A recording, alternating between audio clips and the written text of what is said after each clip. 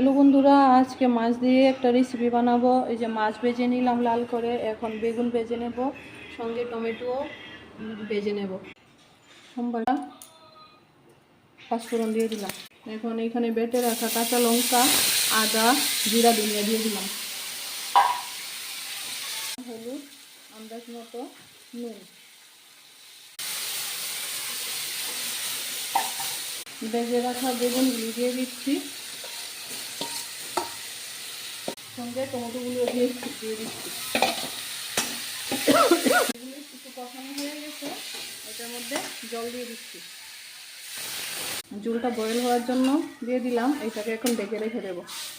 এই দেখুন বন্ধুরা, ঝোলটা হয়ে আসছে। এবার এটার মধ্যে মাছগুলি দিয়ে দেবো, তারপর একটু পরে নামিয়ে নেবো। ঝোলটা হয়ে গেছে, এবার এটাকে নামিয়ে নেবো। এই দেখুন আমাদের সবজিটা রেডি।